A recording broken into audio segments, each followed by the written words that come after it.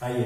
प्रिय प्रशिक्षुओं, आप लोग कैसे हैं? आप लोग पिछला जो वीडियो प्राप्त हुआ है उस वीडियो को आप देखते रहिए, उसको जो है क्रम से अध्ययन करते रहिए। पार्ट वाइज आपको वीडियो प्रोवाइड किया जा रहा है और आप व्यवस्थित पढ़ते रहिए। कोई भी आपको समस्या होती है तो उसके लिए आप संपर्क कर सकते हैं। और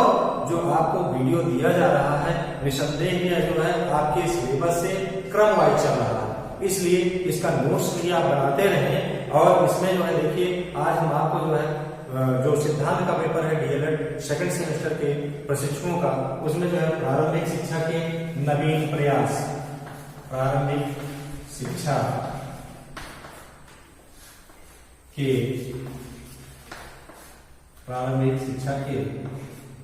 नवीन प्रयास। तो प्रारंभिक शिक्षा के नवीन प्रयास के अंतर्गत जो हम आपको इससे पहले दो टॉपिक जो दो वीडियो में प्रोवाइड किया जा चुका है, उसमें शिक्षा का अधिकार अधिनियम की विशेषताएं क्या रही हैं, शिक्षा का अधिकार अधिनियम की चुनौतियां क्या रही हैं। उसके बाद आज हमारा उसी का तीसरा भाग है, टॉपिक हमारा है शिक्षा का अधिकार अधिनियम, शिक्षा का अधिकार अधिनियम, शिक्षा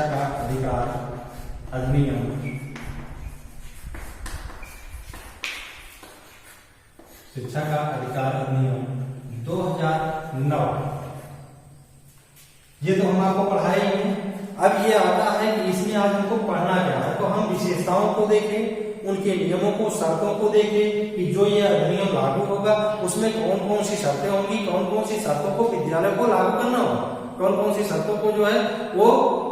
सरकार जो है सुविधाएं देगी। तो उसके अंतर्गत हम देखते हैं कि आपको जो है चुनौतियां भी बता चुके हैं, विशेषताएं भी बता चुके हैं। तो उसी के अंतर्गत हम इससे देखते हैं परिणाम क्या आते हैं। तो आज हम इसके सुपरिणाम के बारे में देखते हैं कि क्या जो है वो परिणाम इससे निकलेंगे, है ना। तो इसमें हम आते हैं, अगर हम देखते हैं कि शिक्षा का अधिकार अधिनियम 2009 जो लागू किया गया, तो लागू करने के पश्चात इसमें जो है शिक्षा जगत में एक जन जागृति है, अर्थात लोग इससे जो है अधिक जागृत हुए कि निश्चित रूप से शिक्षा जो है हमको प्राप्त करनी चाहिए, इसी के माध्यम से हमको सारी चीजें प्राप्त हो सकती हैं। इसलिए जो है हम विशेष रूप से जो 2009 का ये अधिनियम जो परिणाम की हम चर्चा करते हैं, वह जो है वो चर्चा करते हैं भोपाल के संदर्भ में और मध्य प्रदेश सरकार के संदर्भ में कि मध्य प्रदेश और भोपाल में इसके क्या परिणाम है ना, क्या अच्छाइयां आई, क्या उससे लाभ हुआ, बच्चे शिक्षित हुए या नहीं हुए। तो इसमें हम देखते हैं क्या क्या जो है व्यवस्थाएं बनाई है, जिसको हम देखते हैं कि सुपरिणाम जो है वो निम्नलिखित रूप से आए। तो पहला सुपरिणाम क्या देखते हैं कि पहले सुपरिणाम के अंतर्गत हम ये देखें कि पहली जो व्यवस्था बनाई गई थी, वह व्यवस्था बनाई गई थी कि इस अधिनियम के लागू होने के पश्चात सभी जो निजी संस्थाएं होंगी, सभी जो निजी स्कूल होंगे, उनको निरीक्षण करके व संसाधनों की उपलब्धता करके उनको ये देखा जाएगा, निश्चित किया जाएगा कि इनको मान्यता दिया जाए या नहीं दिया जाए, इनके यहाँ संसाधन उपलब्ध है या नहीं उपलब्ध है। तो सबसे पहला कार्य होगा कि जब इनको मान्यता दी जाएगी तो उससे पहले उन्हीं विद्यालयों का निरीक्षण किया जाएगा कि जो भौतिक संसाधन की बात की गई, जो मानवीय संसाधन की बात की गई है, गुणवत्ता शिक्षा के लिए जो है जो शिक्षक की नियुक्ति की बात की गई है, वह सारी चीजें जो है इनके यहाँ उपलब्ध है या नहीं है। तो पहला जो हमारा है वो संसाधन से संबंधित कि अगर जो है यह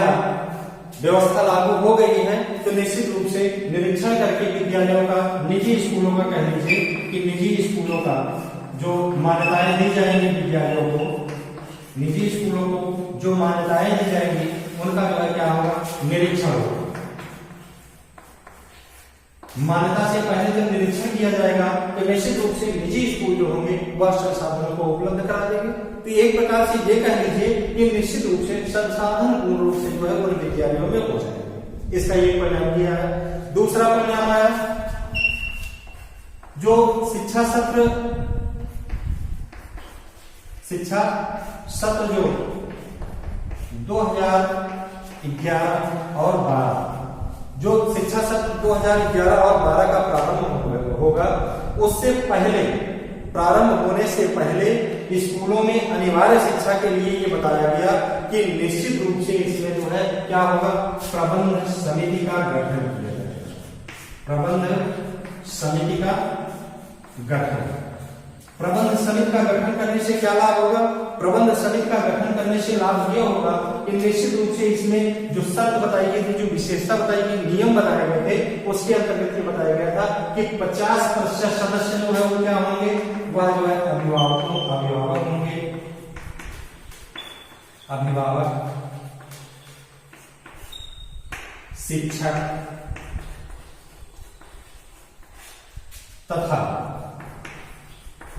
जनप्रतिनिधि।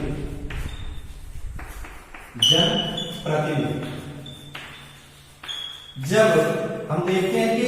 प्रबंध समिति में 50% अभिभावक हो जाएंगे और उसमें शिक्षक हो जाएंगे, जनप्रतिनिधि हो जाएंगे, जब इतने लोग इसमें सम्मिलित हो जाएंगे तो निश्चित रूप से देखा जाएगा कि शिक्षा का स्तर जो है वह और अच्छा हो जाएगा। क्यों अच्छा हो जाएगा, क्योंकि इसमें जो हमारे शिक्षक सम्मिलित भी हैं, जनप्रतिनिधि सम्मिलित भी हैं, अभिभावक सम्मिलित भी हैं, वह निश्चित रूप से जब प्रबंध समिति की बैठक होगी तो उस समिति में अपनी सलाह जरूर देंगे कि विद्यालयों में क्या जो है वो सुधार करने की आवश्यकता है, उसके अनुसार इसमें सुधार किया जाएगा, सुधार करके उसको लागू किया जाएगा। तो बराबर जो है जो ये व्यवस्था बनाई गई थी गुणवत्ता शिक्षा के लिए, तो निश्चित रूप से प्रबंध समिति के माध्यम से गुणवत्तापूर्ण शिक्षा जो है बराबर बच्चों को प्रदान होती रहेगी। इस प्रकार से बराबर जो है उनको नई दिशा प्राप्त होती रहेगी। तीसरा बिंदु हम आगे देखते हैं कि इसके क्या हुए परिणाम। तीसरा बिंदु हमारा आता है सरकारी स्कूलों में। सरकारी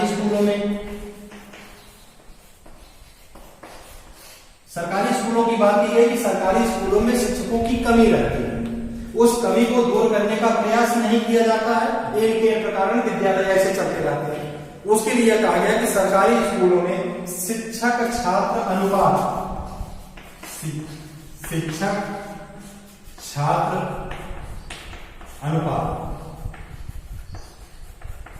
तो शिक्षक छात्र अनुपात को ध्यान में रख करके वह क्या होगा, ये कार्य योजना चलाई जाएगी जिसमें जो है शिक्षकों की नियुक्ति की जाएगी, जो ये कमियां होंगी उसको शिक्षकों के माध्यम से दूर किया जाएगा। तीसरा बिंदु आता है, हम चौथा बिंदु हमारा आता है वो हम देखें जो है कि पाठ्यक्रम में कैसे क्या होगा भाई। पाठ्यक्रम के दृष्टिकोण से देखा गया तो निश्चित रूप से इस नियम के अनुसार बच्चों को अपने आसपास के वातावरण, जो उनके आसपास के वातावरण में जो है उनको जो है परिचित कराने का कार्य किया जाएगा। गांव की समस्याओं को, शहर की समस्याओं को उनके पाठ्यक्रम में सम्मिलित किया जाएगा और उनको जो है वह अध्ययन करेंगे। तो इस प्रकार से कह लीजिए कि इतिहास से जो है वह पाठ्यक्रम में जो है कि गांव और शहर को सम्मिलित कर दिया जाएगा और उस गांव और शहर में जो विशेष स्थान होंगे उनके विषय में बच्चों को जानकारी प्राप्त होती रहेगी। उसके बाद हमारा पांचवा बिंदु आता है, इसमें हम देखते हैं कि पांचवें बिंदु में क्या परिणाम प्राप्त हुए, क्या लाभ होगा इस अधिनियम को लागू होने से। तो हम देखते हैं कि पांचवें बिंदु के अंतर्गत पहले हम देखते थे कि क्या बच्चों को जो है वो रटने पर बल दिया जाता था, अर्थात बच्चों को जो है वो ब्लैक बोर्ड पर लिखा दिया जाता था, लिख करके उनको ये कहा जाता था कि आप हूबहू जैसे आपको बताया गया उसी प्रकार से इसको याद कर लीजिए। तो क्या करना है कि उसको याद करने की जो रटने की प्रवृत्ति थी वह जो है वो कहेगी वो जो है समाप्त होनी चाहिए। रटने की प्रवृत्ति क्या है, उसको समाप्त किया जाना चाहिए इस अधिनियम के अंतर्गत। बल्कि क्या करना चाहिए, अगर वो रटने के बच्चे नहीं तब क्या करेंगे उनमें जो है वो सीखने की प्रवृत्ति, अर्थात जो वह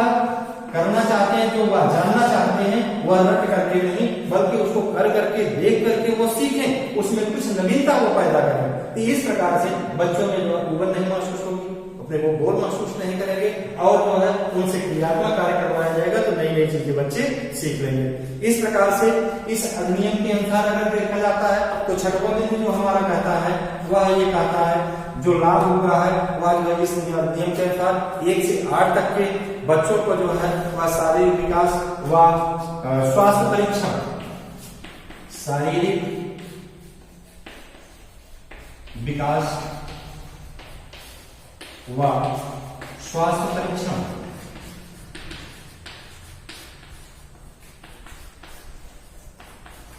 तो शारीरिक विकास एवं स्वास्थ्य परीक्षण इससे तात्पर्य ये बताया गया, उस नियम में बताया गया था कि निश्चित रूप से महीने में, हफ्ते में क्या करना है कि बच्चों के लिए प्राथमिक विद्यालयों में, मिडिल स्कूलों में स्वास्थ्य शिविर लगवाया जाएगा, जिसमें बच्चों के स्वास्थ्य का परीक्षण कराया जाएगा। और जब स्वास्थ्य का परीक्षण जो है वो समय समय पर होता रहेगा तो बच्चों में शारीरिक रूप से जो कमियां हैं वह जो है वो निश्चित रूप से दूर की जाएंगी, तो शारीरिक रूप से वो विकसित होते चले जाएंगे। 7वां बिंदु कहा गया, इसका परिणाम जो आया उसमें कहा गया सांस्कृतिक कार्यक्रम, सांस्कृतिक कार्यक्रम एवं जो है वह रोजाना कक्षा, सांस्कृतिक कार्यक्रम की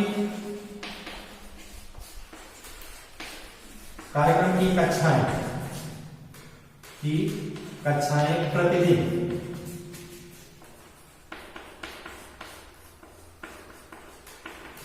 तो सांस्कृतिक कार्यक्रम की कक्षाएं प्रतिदिन ये चलाई जाती हैं, तो इससे क्या लाभ होगा, जो उनमें अंतर्निहित ज्ञान होगा, जो अंतर्निहित उनकी विशेषताएं होंगी वह सब जो है वह क्या होंगी, जो प्रस्फुटित हो रही हैं वह सब जो है वो निकल करके बाहर आ जाएंगे, जिससे शिक्षक को क्या मदद मिलेगी कि उसको किस क्षेत्र में बालक को विकास के लिए आगे बढ़ना, किस लिए उसको क्या सिखाना चाहिए, उसकी योग्यता का परीक्षण हो जाएगा। उसके बाद हम देखते हैं जो है कि हर बच्चे का एक चीज और इसमें आया, बताया गया था, हम 8वां बिंदु देखते हैं। 8वां बिंदु में क्या है कि हर बच्चे का बताया गया कि पोर्टफोलियो,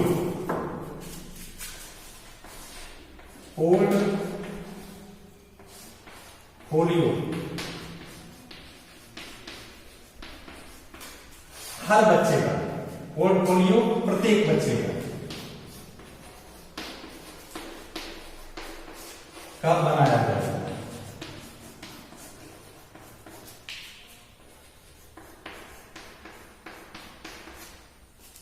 पोर्टफोलियो प्रत्येक बच्चे का बनाया जाएगा। अब पोर्टफोलियो आप लोगों के लिए नया है कि ये पोर्टफोलियो कहां से आ गया, क्या है,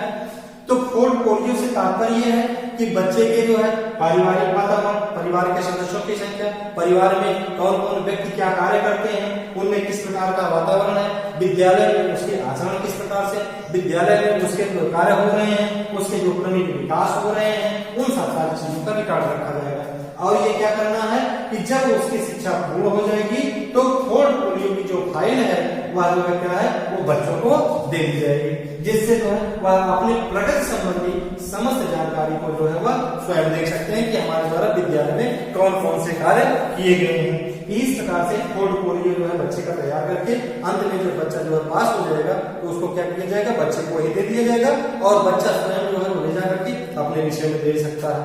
उसके साथ साथ 9वां बिंदु कहा गया, 9वें बिंदु में अगर हम देखते हैं तो बच्चे के लिए कहा गया कि छात्रवृत्ति,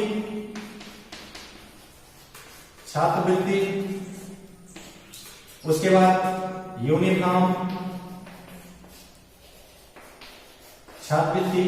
यूनिफॉर्म, ये जो चीजें हैं वह बच्चे को प्राप्त हुई हैं या नहीं प्राप्त हुई हैं, या जो है पहले जो है क्या होता था कि बच्चों को आने जाने के लिए जो है विद्यालय के माध्यम से जो है वो साइकिल उपलब्ध कराई जाती थी। ये सब सारी चीजें जो है विद्यालय में उपलब्ध हैं, वितरित हुई है कि नहीं है, अधिकारियों के माध्यम से क्या किया जाएगा, शिक्षा अधिकारियों के माध्यम से क्या किया जाएगा, एसएमएस के माध्यम से सूचना दी जाएगी। इस प्रकार से एसएमएस के माध्यम से जब सूचना दी जाएगी तो पढ़े की पढ़े जो है वो विद्यालय की प्रत्येक गतिविधि का निरीक्षण जो है होता रहेगा। उसके बाद आइए हम देखते हैं जो है कि इसके अंतर्गत जो और व्यवस्था बताई, 10वां बिंदु हम लोग देख लेते हैं कि बच्चों को पास और फेल होने की जो बात की गई थी कि बच्चे को जो है यहाँ पर पास ही किया गया, तो उसमें जो है क्या है कि बच्चे जो क्या करेंगे वो पास फेल की प्रक्रिया से मुक्त हो जाएंगे, पास फेल की प्रक्रिया से मुक्त हो जाएंगे, अर्थात मानसिक रूप से उन पर कोई प्रेशर दबाव नहीं होगा। जब मानसिक रूप से उस पर कोई बच्चे पर कोई दबाव नहीं होगा तो बच्चे जो है वो स्वतंत्र मस्तिष्क से जो है अच्छी शिक्षा देंगे। अब सवाल आता है कि जो ये परीक्षा की पद्धति बनाई गई थी उस परीक्षा की पद्धति में क्या था कि परीक्षा की पद्धति से जो है बच्चे का मूल्यांकन किया जाता था कि उसको जो है वो अभी आगे बढ़ाने की आवश्यकता है या पुनः जो है उसी प्रकार की शिक्षा उसको देने की आवश्यकता है। इसके माध्यम से बताया गया कि मूल्यांकन इनका किया जाता रहेगा, लेकिन जो है वो प्रत्येक माह अर्धवार्षिक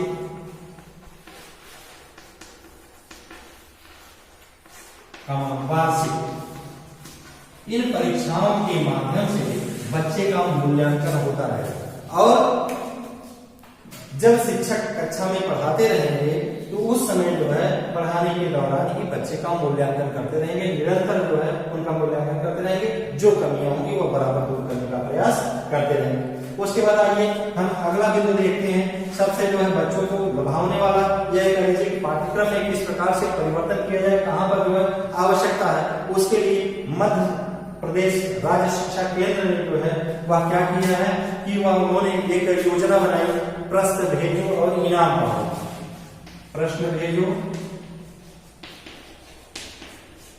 इनाम पाओ, प्रश्न भेजो इनाम पाओ। इसके अंतर्गत उन्होंने क्या व्यवस्था बनाई थी? इसके अंतर्गत वो व्यवस्था ये बनाए थे कि निश्चित रूप से प्रश्न दिया जाएगा बच्चों के सम्मुख या अभिभावकों के सम्मुख। अभिभावकों से ये पूछा जाएगा कि इसमें और कौन कौन से सुधार करने की आवश्यकता है, पाठ्यक्रम से संबंधित, बच्चों से संबंधित। तो इस प्रकार से तमाम शिक्षाविदों के द्वारा, अभिभावकों के द्वारा हमको जो है उत्तर प्राप्त होगा, नियमों की जानकारी होगी, जिससे जो है हम अपने नियमों में परिवर्तन प्राप्त कर लेंगे। उसके बाद और बच्चों के लिए लुभावने को व्यवस्था बनाई गई। इसमें पुरस्कार की एक प्रकार से कर लीजिए कि उसके लिए बताया गया कि गुणवत्तापूर्ण शिक्षा उपलब्ध कराने के लिए या बच्चों में अधिक सीख उत्पन्न करने के लिए प्रतिभा पूर्व योजना, प्रतिभा पूर्व योजना चलाई गई। प्रतिभा पूर्व योजना जो चलाई गई, इस योजना में एक निर्धारित लक्ष्य रखा गया। उस निर्धारित लक्ष्य में ये कहा गया कि निश्चित रूप से दक्षता जो होगी वह कोई बच्चा जो है यदि 90% अंक प्राप्त करता है तो उसको 5,000 की धनराशि, 5,000 रुपए, और अगर कोई 80% अंक प्राप्त करता है तो उसको जो है 2,500 रुपए की धनराशि प्लस साथ में राज्यपाल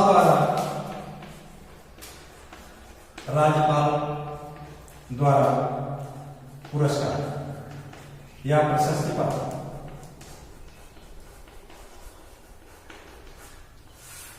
तो इस प्रकार से जो ये प्रतिभा पूर्व योजना संचालित की गई, उसमें प्रत्येक बच्चा ये प्रतिशत रहा था कि निश्चित रूप से 90% अंक प्राप्त करना है, क्योंकि जो है विद्यालय में उसको 5,000 रुपए अर्थ रूप के रूप में प्राप्त होगा और सम्मान के रूप में भी प्राप्त होगा। बच्चे जो है उसका अनुकरण करेंगे, तो हर बच्चा जो है अपने को अच्छा प्रदर्शन करने के लिए इस प्रकार की व्यवस्था के अंतर्गत हो रहा है। उसके बाद अगला बिंदु आता है कि 13वां बिंदु कहा गया कि सरकारी स्कूल के जो शिक्षकों को जो अन्य कार्यों में लगाया जाता है, परीक्षा परिणाम को अच्छा लाने के लिए,